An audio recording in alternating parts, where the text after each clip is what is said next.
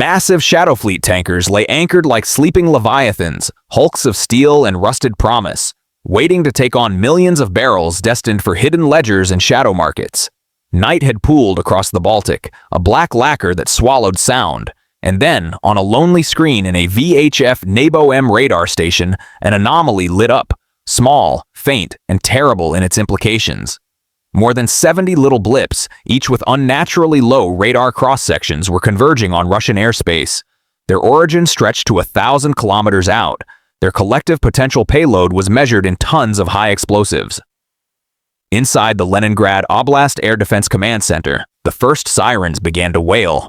Officers clustered around glowing displays as data from the 91 N6E Big Bird wide area surveillance radar confirmed what the NABO-M had shown. A swarm was inbound. For months, in a planning room in Kiev, the outlines of this operation had been drawn and redrawn. The 1,000-kilometer range was daunting. The bigger threat, the real obstacle, it was the Russian defensive tapestry itself. A three-layered integrated air defense network, a NATO-codified anti-access/area denial bubble stretching like an iron ring around the region. Russian generals, seasoned and steady, were calm. This was precisely the kind of moment their doctrine was designed to meet. Across the Leningrad region, the S-400 batteries hummed to life. Their 92 N6E gravestone engagement radars began to lock. Precise and methodical, picking each tiny contact from the night. Lower down, Panzers I batteries prepared a different kind of violence. Twin 2 38-30mm cannons, a swath of steel that spat thousands of rounds per minute into the sky. Flames, tracers, and flares were an inferno of mechanical fury, made the darkness tremble. But what the generals saw as chaos was, in fact, choreography. The swarm was not a scattershot attack. It was a geographically precise deception meant to pull the Russian umbrella away from a single vital point, the port of Primorsk. Waves of plywood decoys, inexpensive AQ-400 scythe types, were steered toward villages and districts. Zelovsk, Tozno, Pakarskoy, Usmino, and Linosovsk in Leningrad Oblast. Volosovsky, Tosnensky, Gachinsky, Linosovsky, and Pushkinsky around St. Petersburg.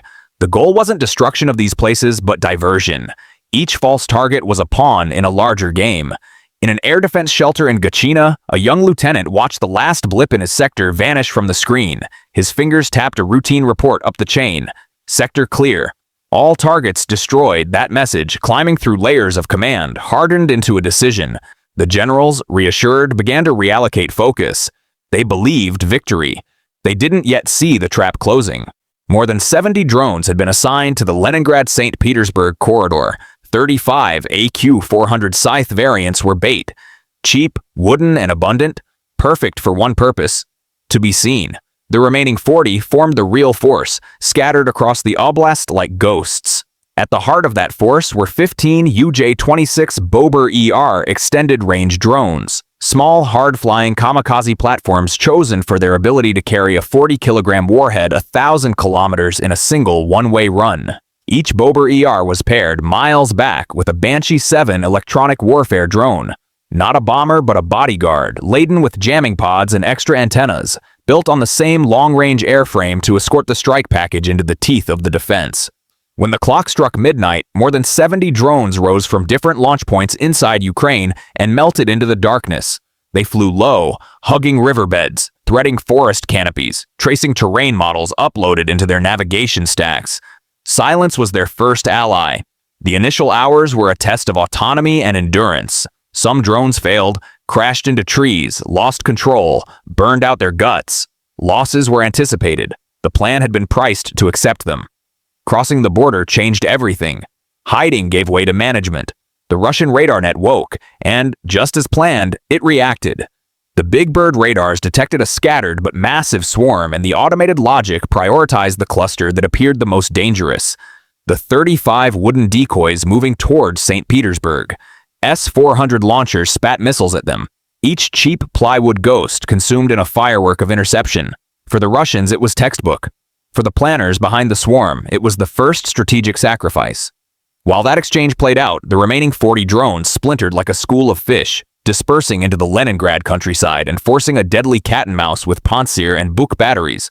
A Pantsir S1 near Volosovsky locked onto a low-flying UJ-26 Bober. Its tracking radar painted the target. Telemetry flooded the operator's screen. But somewhere miles away, a Banshee 7 had detected that radar's X-band signature and answered with a wall of electronic noise. The Russian sensor's display went white, saturated, confused, useless. The lock broke. As a reflex, the Panzer crew opened the cannons. Rounds shredded the night. The Bober slipped through the wall of steel and vanished into the dark. That scene repeated itself across the region. Where Russian gunners and missile crews were stubborn enough to bring down a drone, the cost was measured not in victory, but in attention. Every interception, every blazing wreck falling to earth widened a blind spot in the defense. 33 drones were shot down amid a hail of fire, a grim tally that, to the planners, read as progress. Each loss cleared the way for another to exploit the vacated lane.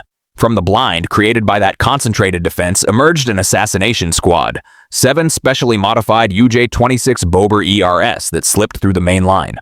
They were surgical weapons, steel scalpel sharp, each bearing a 40-kilogram armor-piercing charge. At 4:45 a.m., Primorsk's own Panzer battery glimpsed 7 tiny signatures on its screen.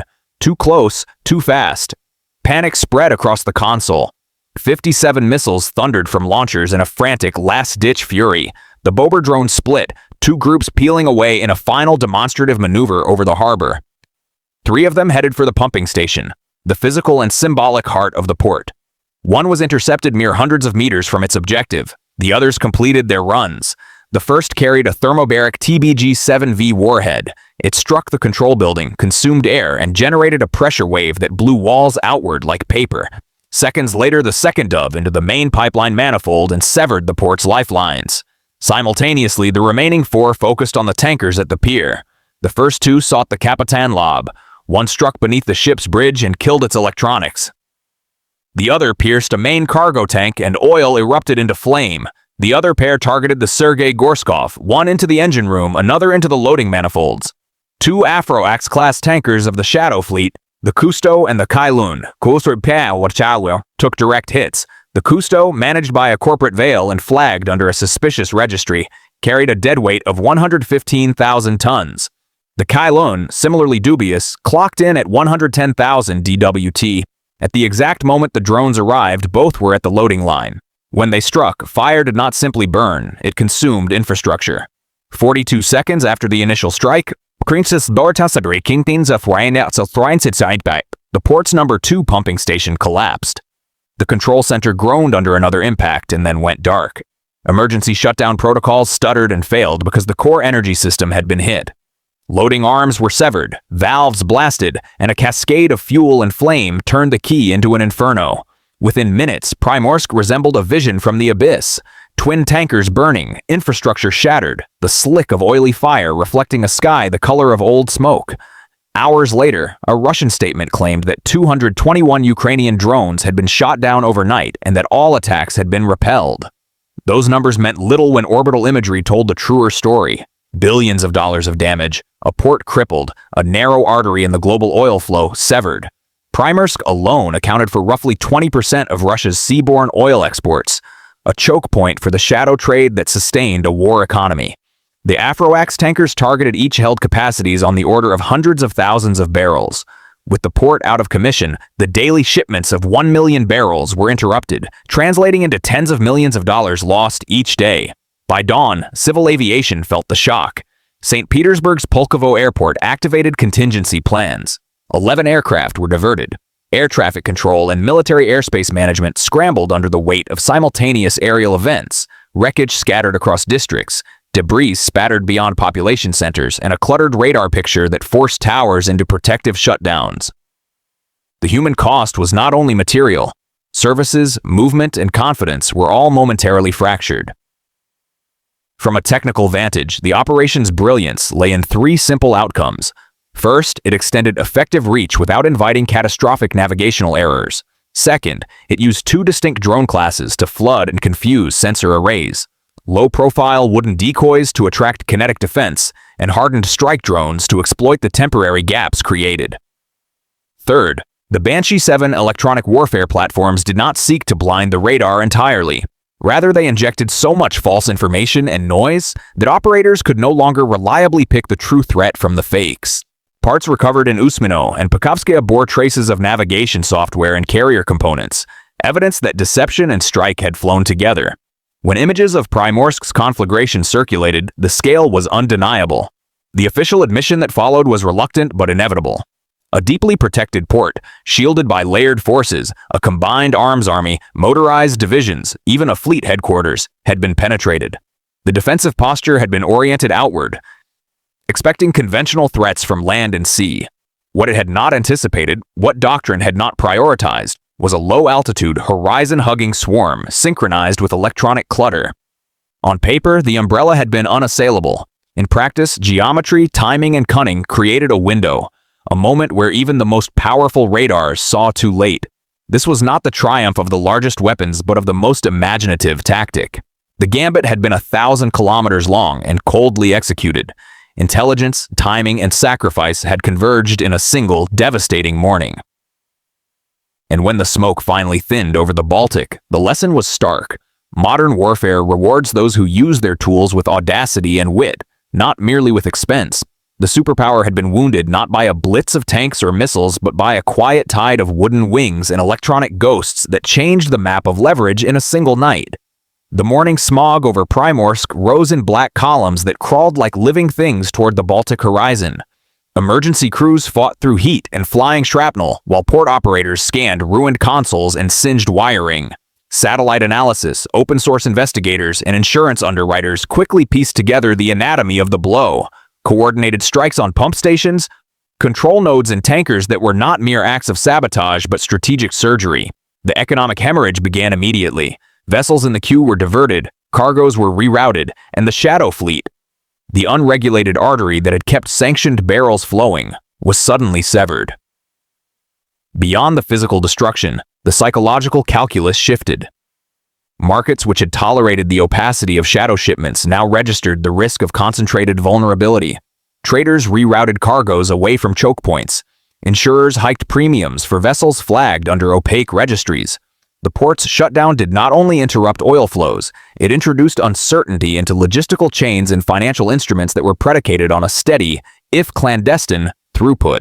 For the architects of the strike, the objective was not simply to burn a pair of tankers. It was to make the cost of maintaining that shadow pipeline visible and intolerable. In command centers, thousands of kilometers away, analysts replayed radar logs and reconstruction models. They traced the choreography of deception, baited decoys that consumed surplus defensive missiles, EW signatures that erased locks in milliseconds, coordinated routing that funneled attention away from the true axis of attack. The design was elegant in its brutality. It was not brute force. It was misdirection and timing executed with precise engineering, human audacity, and cold calculation. Interrogating the wreckage yielded technical confirmations. The Bober ERs were not off-the-shelf improvisations. They were modified for range and lethality. Additional fuel tanks, tuned engines, and warheads reconfigured for armor penetration. The Banshee 7 platforms carried sophisticated jamming suites calibrated specifically to the Russian X and C-band sensors. Their effectiveness lay not in absolute denial, but in managed confusion, to inject a signal environment where discrimination became impossible for human operators and untenably slow for automated systems. This operation forced an operational truth into bright relief. An air defense, no matter how layered or expensive, is only as good as its assumptions. Systems tuned to detect and interdict large, high-value targets at altitude are less well optimized for persistent, low-signature swarms that exploit terrain masking and horizon geometry. When force posture is static, when threat models ossify around known vectors, innovation and adaptive tactics find a gap. The swarm exploited that gap with ruthless economy. Political capitals reacted in rhythm. Official statements acknowledged the attack but framed it as thwarted in broad terms, a narrative intended to reassure domestic audiences and allies. Diplomatic channels crackled with denials, condemnations, and the inevitable demands for clarification. International bodies convened emergency briefings on maritime security. Insurance markets posted notices of increased risk, and energy analysts revised short-term forecasts as crude shipments rerouted and contingency stockpiles strained. Military thinkers on both sides took notes. For some, the strike was a paradigmatic demonstration of anti-access strategies turned offensive. Small systems, networked effects, asymmetric application. For others, it was a reversible lesson. Resilience could be rebuilt with redundant hardening of critical nodes, layered EW defenses, and more dynamic sensor fusion. Yet even the most aggressive mitigation would not erase an emerging reality. Small, inexpensive platforms used intelligently can scale to strategic effects. The calculus of deterrence thus shifted, not by tonnage, but by imagination. Closer to the ground, human stories threaded through the technical narrative. Dock workers who had lost colleagues, salvage crews that risked burns to retrieve blackened gear, families of sailors whose vessels were written off as total losses. The attack's human ledger grew longer than any statistical summary. Local economies dependent on the port's operation shuddered. Small businesses that serviced tankers in the supply chain felt an immediate pinch as contracts froze and shipments delayed. Rural communities outside of official reports found wreckage from downed drones in fields and forests, a physical reminder that modern conflict has edges that reach into everyday life. The strike's architects had understood these ripples. Their objective had included not just kinetic damage, but a cascade of second-order effects. Logistical dislocation, reputational damage to shadow operators, and economic reverberations that would pressure political leadership. By disrupting a choke point so central to the energy logistics of a belligerent state, they interposed force into the financial bloodstream that sustained warfighting capacity. The cost-benefit analysis for continued shadow shipments changed overnight. In the wake of the attack, maritime practices adapted. Shipping companies reconsidered risk models for ambiguous registries. Some tankers adopted more conspicuous identification and routing to avoid suspicion and insurance penalties. Others retreated to smaller, more flexible transshipment modes that accepted longer routes in exchange for legal certainty. The Shadow Fleet's calculus, previously based on opacity and deniability, confronted a new constraint. Exposure carries both legal and kinetic risks. Intelligence communities undertook deep forensic work. Signals intercepts, supply chain audits, and logistic trails were cross-referenced to identify the networks backing the Shadow Fleet. Corporate umbrellas that had shielded dubious registries faced sudden scrutiny. Regulators and port authorities tightened oversight. Flag states were pressured to clarify chains of ownership and cargo provenance. For a system built upon plausible deniability and complex ownership, the strike functioned like a scalpel. It revealed seams and vulnerabilities that could be legislated or litigated away. From a doctrinal perspective, defense establishments took dual lessons. First, invest in sensor diversity and fusion. Combine high-frequency, low-frequency, and passive sensors with aerial platforms to detect a broader spectrum of signatures. Second, harden critical infrastructure with redundancies that cannot be neutralized by a handful of precise strikes. But both lessons demanded resources and political will. Reconfiguring doctrine is slow, and as history has shown, adversaries rarely pause while institutions rebuild. Yet perhaps the most enduring effect was conceptual. The strike blurred categories long held by strategists. The difference between military and economic targets, between kinetic and financial warfare. In an era where energy fuels conflict and finance underwrites operations, targeting infrastructure becomes an instrument to achieve strategic ends without episodic escalation into full-scale conventional battles. That ambiguity complicates response.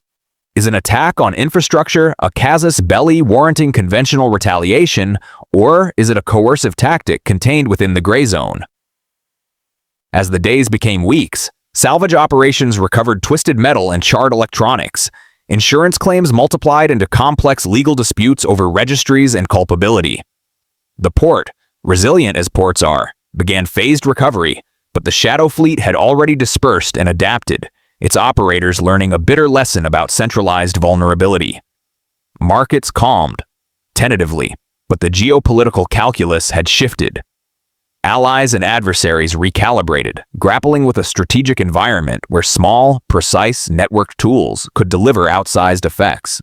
In the final analysis, the operation that began as a flicker on a NEBO-M screen ended as a full stop across several domains. It was a case study in modern conflict. Intelligence-driven targeting, synchronized electronic warfare, asymmetric application of relatively inexpensive platforms, and a recognition that critical infrastructure is simultaneously an economic asset and a strategic vulnerability. The lesson was not triumphant in the abstract. It was a sober accounting of risk, ingenuity, and consequence. Whoever draws lessons from that night will note one constant. The contest is no longer solely over territory or hardware. It is now fought in the seams, in the decisions made about where to route a pipeline, how to tag a tanker, which sensor to trust, and how quickly bureaucracies can adapt to new geometries of threat. In a single operation, the old hierarchies of force were questioned. Power, it appeared, could be exercised through subtlety as much as through thunder. The smoke would clear, the fires would be doused, and the legal filings would work their slow way through courts and claims. Ports would be repaired, insurance rates would stabilize, and supply chains would reroute. But the strike's imprint on strategic thinking would linger. A reminder that in the 21st century, small networked systems, wielded with discipline and daring, can inflict strategic effects once thought the domain of fleets and air armies. When historians reflect, they will likely mark that night as a hinge, a moment when method outpaced might, when the convergence of autonomy, electronic warfare, and audacious planning produced an outcome disproportionate to the tools used. For those who executed the plan, it was confirmation that asymmetric ingenuity could bend the arc of conflict. For those on the receiving end, it was a prompt to rebuild assumptions, diversify defenses, and, perhaps most importantly, to see the next threat not merely in the sky, but in the spaces between decisions. In the end, the sea kept its silence, but the networks that navigate its commerce would never look at a horizon in quite the same way again.